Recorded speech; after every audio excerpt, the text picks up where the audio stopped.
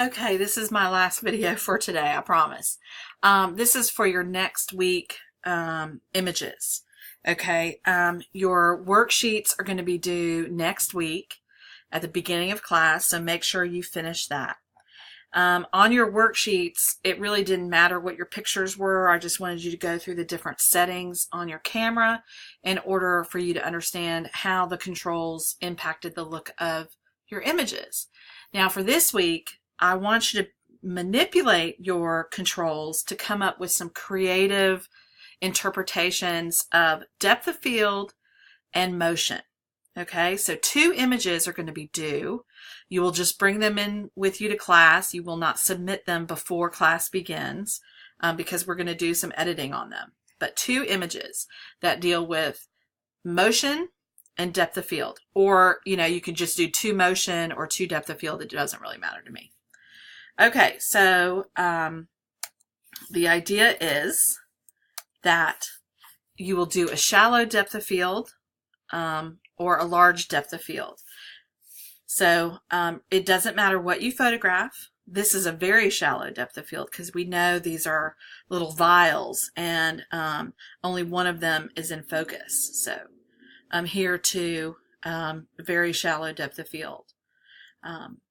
This has kind of got the shift tilt thing going on where the plane of focus is really quite narrow and it just kind of goes across the board like this.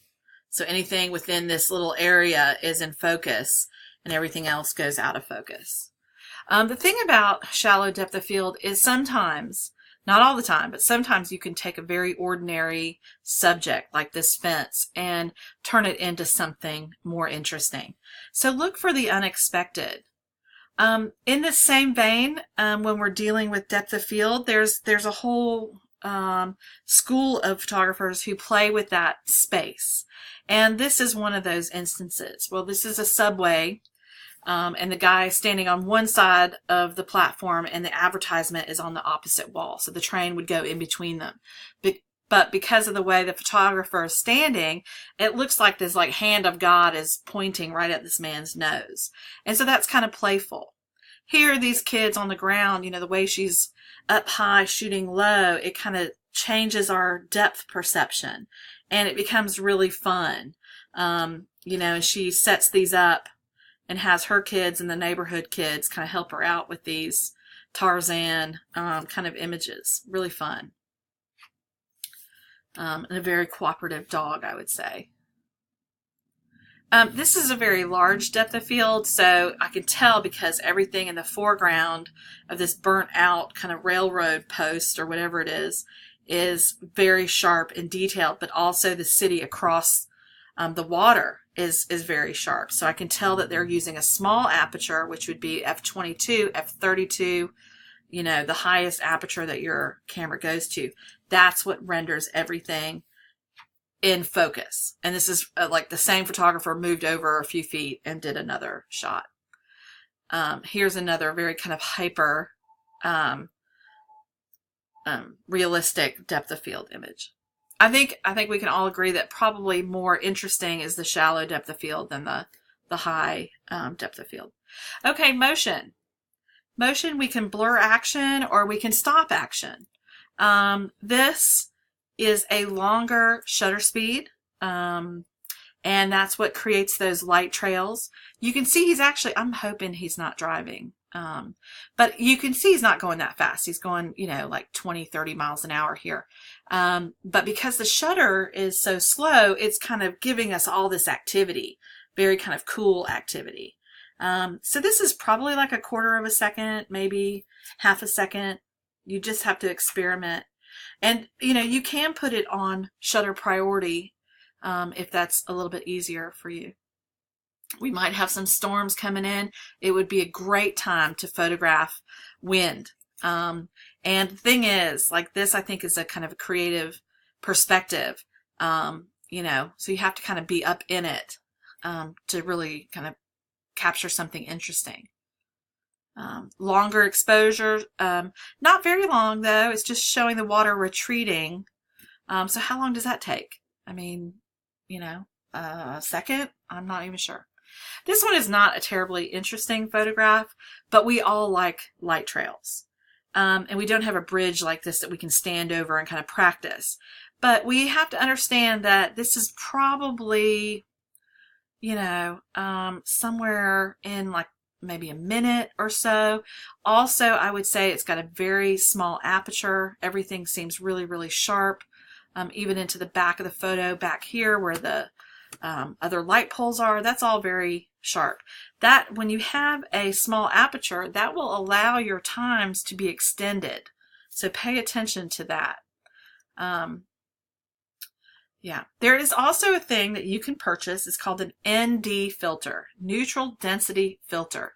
And this is something that goes on the end of your camera lens, and it's like sunglasses. It's shaded. It's got a value to it.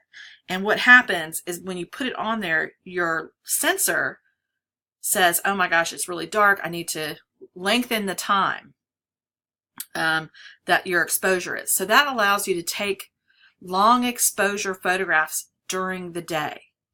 Okay, and that's, you can see here it looks very bright, but also photographs at night, if they're really long exposures, it does look like daytime. But check out that ND filter. It's a pretty cool thing.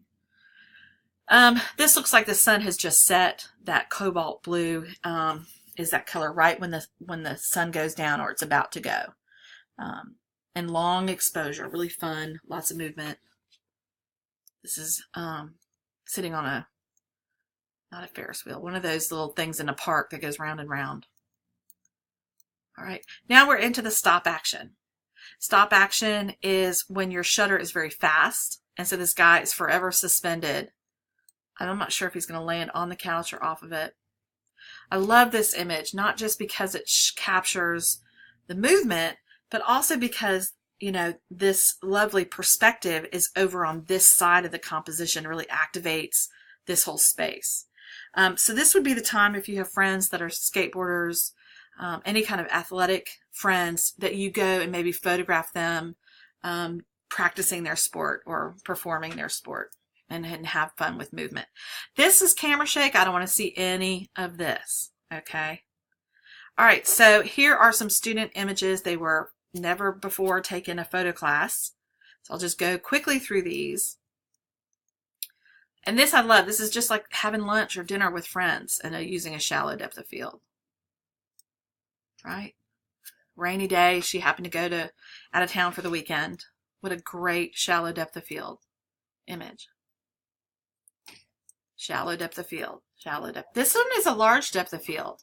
This is right on Grace Street. I think it's on Grace Street. Anyway, you know, the leaf right in front of us and the truck is in focus. This is down at the aquarium. I would have shot this in vertical because she seems kind of tight in there. I think it would have worked better as a vertical. This is one where they're playing with the depth of field. So like, what are we looking at? What are we looking through? Are we looking at, is he a reflection or the fish reflection? So you can play with that depth of field too. That's a little harder, but you can come up with some really kind of cool images if you do that. Love this guy's face. Okay, long shutter down at the beach. I can't remember if we talked about butterfly wings and stopping them. This is a great photo, kind of a happy accident, you know. Fast shutter, self-portrait, good selfie, more interesting than some. This, he was zooming at the same time he was doing a long exposure. So, and he's got the lights on in the barn that are shining through. I can't remember you know, what kind of light sources he had, but yeah, so see if you can zoom and while your exposure is really slow. Okay, so again, it doesn't matter what you photograph, it just has to have either creative depth of field or creative motion. Okay, you can have 1 and 1, you can have 2 of motion or 2 of depth of field. I'm not gonna bother with what, just make sure that they're interesting uses of the camera controls. Okay, those are due before. Bring them with you to class. next Monday. Okay, thanks y'all for your patience and good luck shooting.